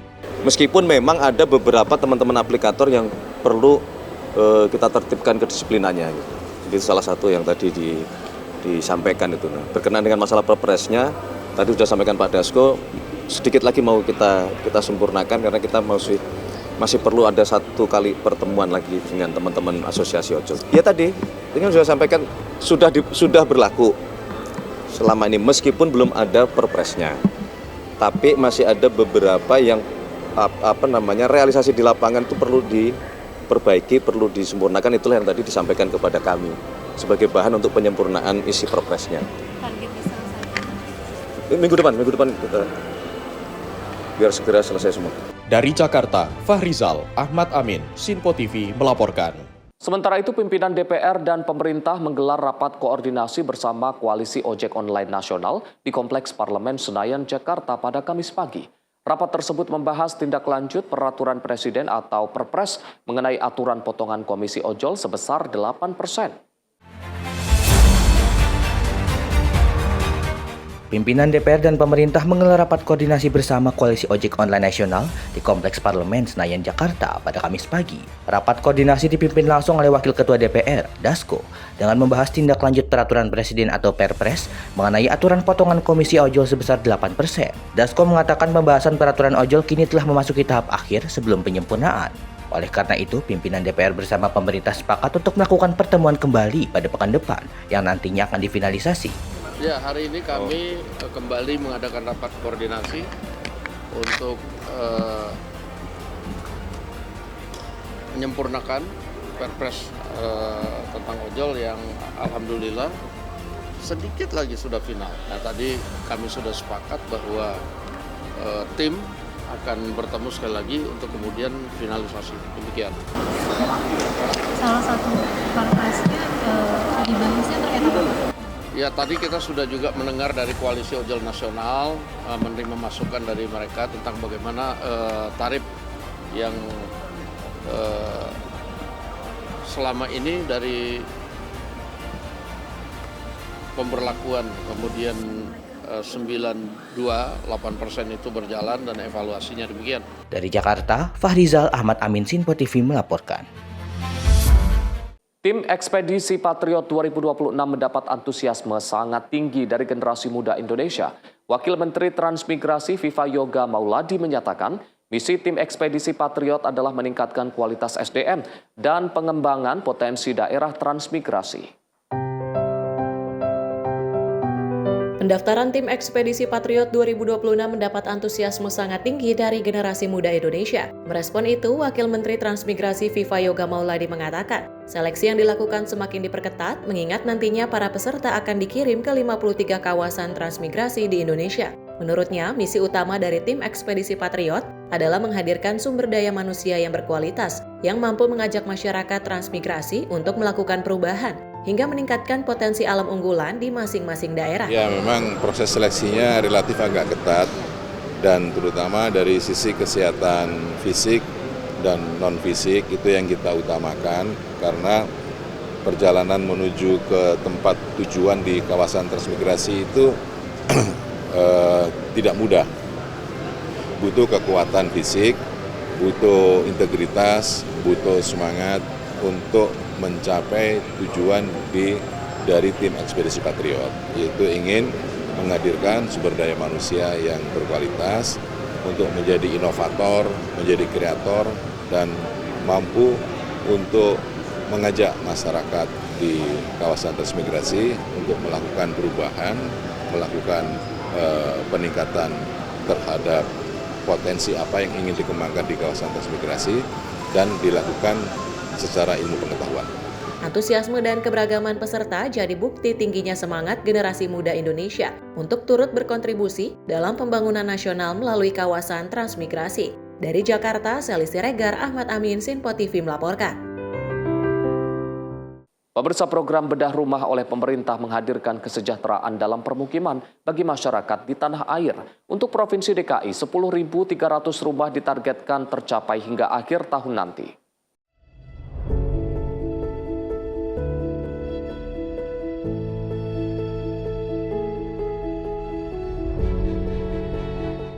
Ya pemirsa, untuk dari Kelurahan Kalianyar yang ada di Kecamatan Tambora terkait dengan bagaimana proses program bedah rumah yang termasuk di dalam dari bantuan stimulan perumahan swadaya atau BSPS dari Kementerian Perumahan dan Kawasan Permukiman di kelurahan ini memang sedang berlangsung, di mana kalau kita bisa melihat di sebelah kanan saya pemirsa, ini memang salah satu rumah dari total ada 20 rumah di Kelurahan Kalianyar, Kecamatan Tambora, Jakarta Barat ini sendiri sudah berhasil ataupun sudah dilakukan proses renovasi mulai dari tampilan depan dan juga terkait dengan isinya. Kalau memang kita untuk berbicara mengenai apa saja yang didapatkan dari program ini, kita langsung saja ngobrol dengan salah satu penerima manfaat. Ada Bapak Ibu ini. Ibu, namanya siapa Ibu?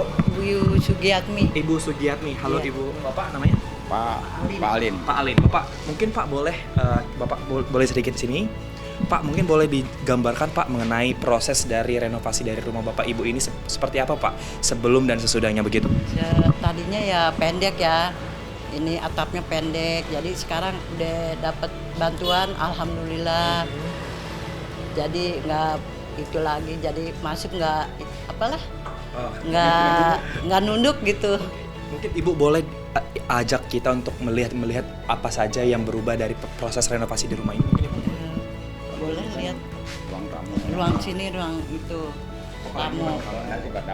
Buat dagang nanti, iya, dagang kopi seblak gitu. Oke, berarti ada usaha berarti setelah Iya. renovasi. Bulan ini udah ada usaha. Iya. Kalau sebelum renovasi ini memang udah usaha juga atau gimana? Udah usaha, jualan kopi. Udah jualan juga. Pisang crispy seblak gitu. Kalau boleh tahu, kalau di rumah ini Bu ada berapa ruang tamu, ada berapa ruang tidur, ada berapa kamar mandi mungkin? Ruang tamu mah nggak ada lah ya. Adanya kamar, ngeblong kamar gitu. Berarti ada 2 kamar. Iya. Sama Kamar mandi, iya. Kamar mandi total ada berapa, Ibu? Satu. Iya. Kalau untuk total luas dari ruangan ini ada berapa sendiri, Ibu? 4,5, panjangnya 12. 4,5 kali 12. Boleh mungkin lihat ke belakang juga, Ibu. Berarti ini 4,5 kali 12. Jadi yang direnovasi cuma 6 meter. 6 meter ya. Yang dari bantuan dari Pak Prabowo. 6 meter. Doang. Berarti kalau proses renovasi ini berlangsung kapan, Bapak Ibu mungkin boleh? 1 Juni ya? Juni apa Juli? Juli ya, Mas? 1 apa? 1 Juli. 1 Juli. Oh, berarti ini renovasinya berapa lama kalau boleh? Kemarin sih hampir cuma 3 minggu. 3 minggu? Iya. Kenapa bisa cepat nih Bapak Ibu? Apakah memang karena proses ini cepat karena memang dimaksimalin atau bagaimana? Enggak, emang ini cepat karena kalau cepat ini masang herbal paling cepat, pasang herbal paling enak. Iya. Kalau bata lama, kalau herbal paling cepat terus cepatnya. Soalnya dia nggak pakai adukan lagi. Kalau herbal. Oke. Berarti Bapak Ibu selama proses renovasi ini Bapak Ibu memilih tetap tinggal di sini atau memang dari pemerintah sendiri memang menyediakan tempat tinggal sementara gitu? Enggak, saya memang tinggal di sini aja. Tinggal sini. Oh, sebelum jadi bongkar ya udah tinggal di sini sama. Oh, berarti pas renovasi juga masih tetap di sini? Di sini ya tetap saya mah. Nunggu aja. Anak yang ngontrak mah jadi. Kalau saya mah tinggal di sini aja. Bapak Ibu kalau boleh tahu nih Bapak Ibu, ini kan rumah direnovasi, ini kan bantuan dari pemerintah juga. Bapak Ibu mungkin ada mengeluarkan uang sepeser pun atau memang ada biaya yang dikeluarkan lagi nggak tambahan? Ini nggak ada Pak. Kalau ini kosong enggak. Emang dari pembantuan doang aja ini. Dari bantuan pas. Kalau yang swadaya yang keluarin duit. Berarti Bapak mungkin untuk harapan terkait dengan pasca rumah ini direnovasi mungkin apa Bapak Ibu? Ya, saya alhamdulillah ada bantuan bisa bangun begini Pak. Jadi dari Pak Prabowo gitu. Terima kasih kayak. Tadi rumah saya pendek. Mau masuk aja ke kamar mandi miring, mau ke depannya miring gitu. Apa? Tadi kan Bapak bilang harapannya hal supaya ini bisa berlangsung juga di penduduk lain juga begitu Bapak. Kalau boleh tahu Bapak Ibu bisa mendapatkan fasilitas proses renovasi ini dari bagaimana Bapak Ibu mungkin? Saya datang dari Pak RT. Pendataan dulu berarti. Iya. Itu mau nggak Pak Alin, kamu kan jadi kebersihan udah lama, jadi rumahnya mau dituin boleh nggak renovasi? Iya nggak apa-apa Pak. Udah jadi ngurus surat-surat. Pak Denis sama Pak Budi kemarin langsung. Oke. Pak Budi sama Pak Denis langsung kemarin.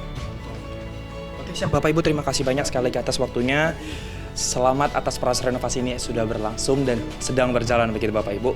Dan pemirsa, memang kalau kami juga gambarkan tadi dari salah dua dari penerima manfaat ini memang menjelaskan bahwa proses pendataan dari fasilitas BSPS dari pemerintah ini memang sedang berlangsung dari tiap lokasi ataupun tiap kelurahan yang ada di daerah kawasan DKI Jakarta sendiri, di mana memang kalau dari rumah ini sendiri memang tidak mengeluarkan biaya sepeser pun karena memang ini merupakan bantuan stimulan perumahan swadaya atau BSPS dari Kementerian Perumahan dan Kawasan Permukiman. Dan dari Jakarta Barat, Max Munte, Azizul Hakim, Sinpo TV melaporkan. Sebanyak 20 rumah di Kelurahan Kalianyar, Kecamatan Tambora, Jakarta Barat direnovasi melalui program bantuan stimulan perumahan swadaya oleh Kementerian Perumahan dan Kawasan Permukiman. Proses renovasi rumah melalui program ini didata terlebih dahulu oleh pihak Kementerian PKP dengan penerapan komunikasi negosiasi bersama calon penerima bantuan. Kementerian Perumahan dan Kawasan Permukiman terus melakukan pendataan terhadap seluruh calon penerima bantuan di program BSPS wilayah Provinsi DKI Jakarta. Untuk Kota Jakarta sendiri, Kementerian PKP menargetkan 10.300 unit rumah akan direnovasi melalui program bantuan stimulan perumahan swadaya atau BSPS di tahun ini. Sekretaris Direktorat Jenderal Kawasan Permukiman Musrifah mengungkapkan, calon penerima manfaat pada program bedah rumah ini tidak dikenakan biaya sepeser pun. Meskipun demikian, pemilik rumah dapat memberikan biaya tambahan jika hendak menambah ruang rumah yang akan direnovasi. Musrifah menyebut untuk Provinsi DKI saja banyak ditemukan rumah yang belum layak huni, sehingga proses bedah rumah harus dilakukan guna memberikan hunian yang layak bagi masyarakat. Hal ini disampaikan dirinya usai meninjau langsung setiap kondisi rumah yang dibedah di kawasan Kelurahan Kalianyar, Kecamatan Tambora, Jakarta Barat pada Kamis siang. Ya, ini memang data ini masih bergerak ya. Mungkin nanti bisa dibantu oleh Pak Elias ya Kabalai berapa unit yang ada di Kalianyar, tetapi memang target Pak Menteri itu di DKI itu 10.300. Bahkan semalam itu Pak Menteri sebenarnya menawarkan untuk lebih gitu ya, untuk membedah atau memperbaiki rumah di DKI Jakarta yang memang banyak sekali gitu ya kualitas rumahnya yang belum memenuhi syarat. Salah satu penerima bantuan bedah rumah mengungkapkan awal mula proses bantuan ini hadir setelah fasilitator Kementerian Perumahan dan Kawasan Permukiman melakukan verifikasi langsung ke daerah Kelurahan Kalianyar, Kecamatan Tambora, Jakarta Barat beberapa waktu lalu. Ya awal mulanya tuh kita didatengin ya sama Pak Denis. Pak Denis siapa ya? Pak Denis yang mana ya orangnya ya? Tadi Pak Denis itu fasilitator. Iya, fasilitator. Dia datang ke sini. Dia tanya-tanya, ya udah saya sih setuju aja lah gitu. Saya ikutin gitu programnya gitu kan, setiap ada pertemuan kita ikutin sampai alhamdulillah ya jadinya sampai sekarang ini alhamdulillah jadi. Ini ada Ibu ngeluarin biaya mungkin seperti itu? Ya ada sih sedikit aja gitu. Perbaikannya apa aja Bu? Perbaikannya cuman ganti atap aja ya, cuma lantai doang. Pendinginan. Tadinya kan memang tinggi, cuman agak hancur lah gitu dengan layak dilihat gitu. Melalui program bedah rumah ini diharap mampu memberikan hunian layak dengan tepat sasaran kepada calon penerima bantuan secara merata di tanah air. Dari Jakarta, Max Munte, Azizul Hakim, Sinpo TV melaporkan. Pemirsa, setiap tanggal 23 Juli Indonesia memperingati Hari Anak Nasional. Hari Anak Nasional bukan sekadar peringatan, tetapi mengingat bahwa setiap anak Indonesia memiliki hak untuk hidup dan mendapatkan perlindungan dari segala bentuk kekerasan.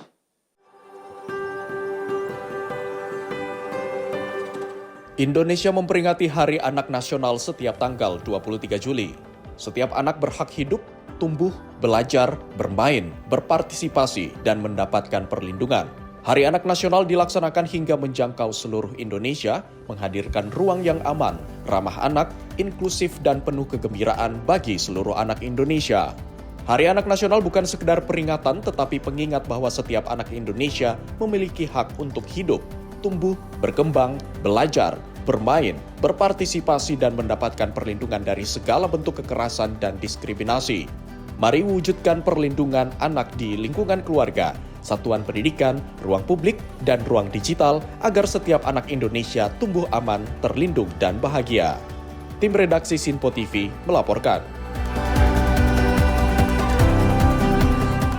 Pemirsa, pemerintah memperkuat implementasi Kitab Undang-Undang Hukum Pidana atau KUHP dan Kitab Undang-Undang Hukum Acara Pidana atau KUHAP dalam penanganan kasus kekerasan seksual.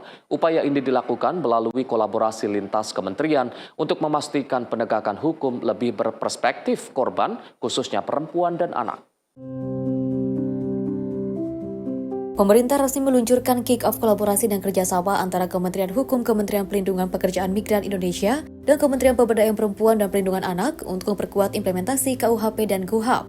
Menteri Hukum Supratman Andi Aktas menyatakan kolaborasi ini difokuskan pada dua isu strategis, yaitu penanganan kekerasan terhadap perempuan dan anak, serta pelindungan pekerja migran Indonesia. Dalam kerjasama ini, Kementerian Hukum akan memberikan dukungan dari aspek regulasi, peningkatan kapasitas sumber daya manusia melalui BPSDM, hingga pemanfaatan lebih dari 83.000 pos bantuan hukum yang telah terbentuk di desa dan kelurahan. Nah, kegiatan ini kebetulan kita juga mendapatkan berkat kerjasama pemerintah Indonesia dan pemerintah Australia.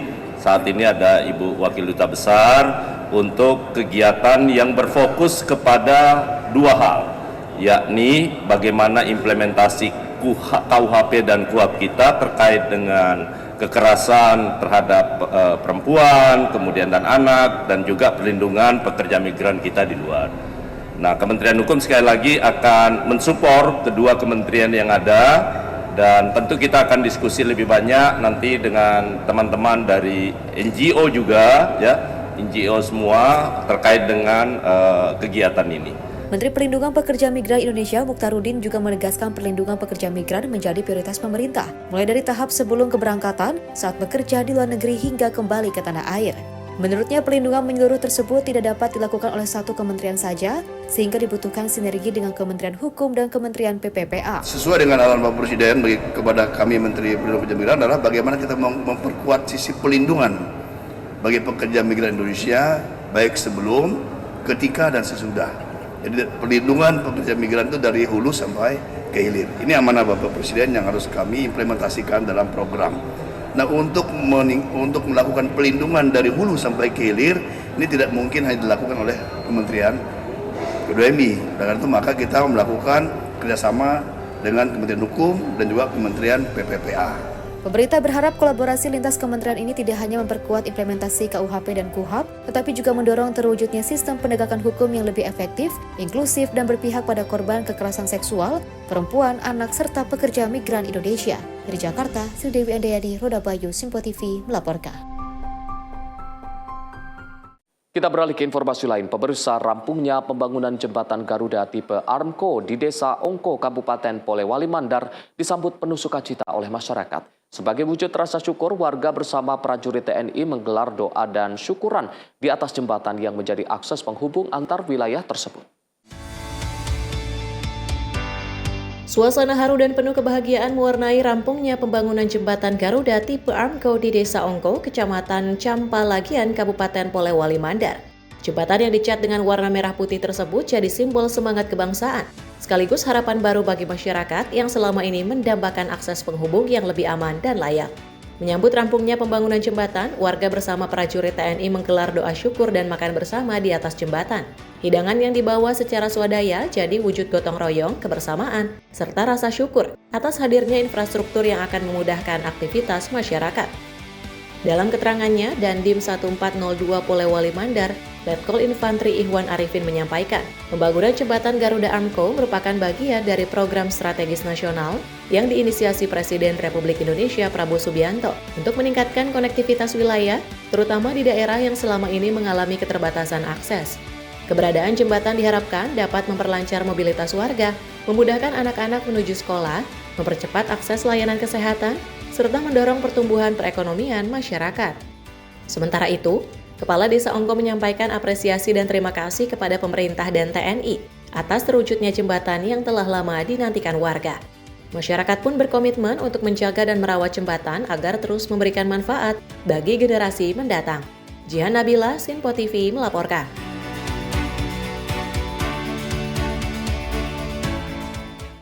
Sementara itu, program TNI Manunggal Membangun Desa atau TMMD ke-129 yang dilaksanakan Kodim 1311 Morowali terus menghadirkan pembangunan yang menyentuh langsung kebutuhan masyarakat. Salah satu sasaran fisik yang menjadi prioritas adalah pembukaan akses jalan menuju kawasan perkebunan di Desa Polewali.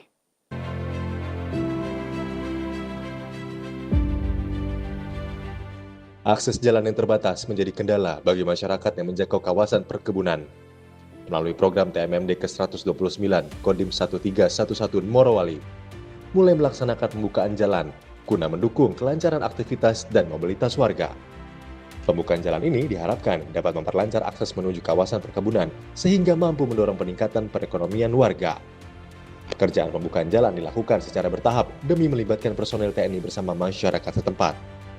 Semangat gotong royong yang terjalin selama proses pengerjaan menjadi wujud kebersamaan dalam mewujudkan pembangunan yang bermanfaat bagi kepentingan warga. Susah betul kendati kita kerjakan.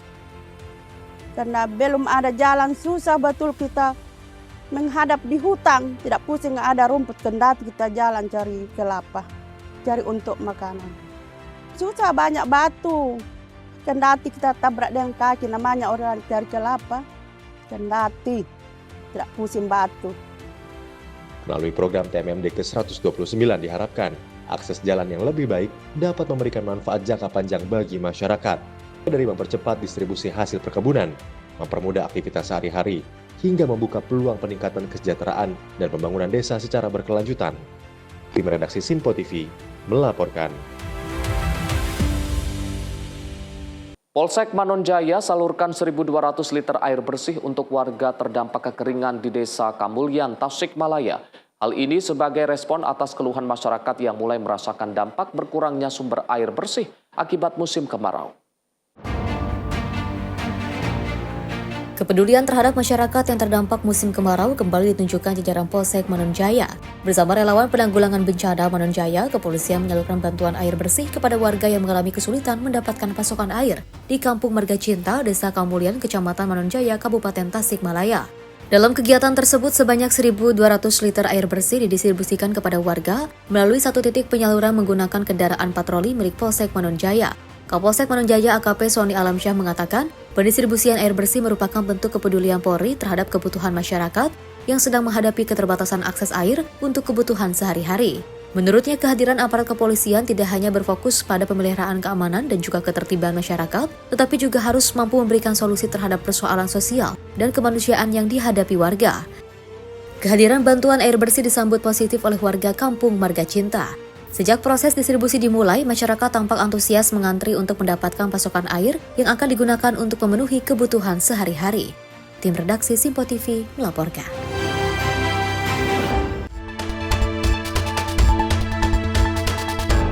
Pemirsa, informasi tadi sekaligus menutup ruang redaksi edisi kali ini. Saya Arif Rifai, mewakili seluruh kru yang bertugas mengucapkan terima kasih atas kebersamaan Anda. Selamat malam, selamat beristirahat. Sampai jumpa.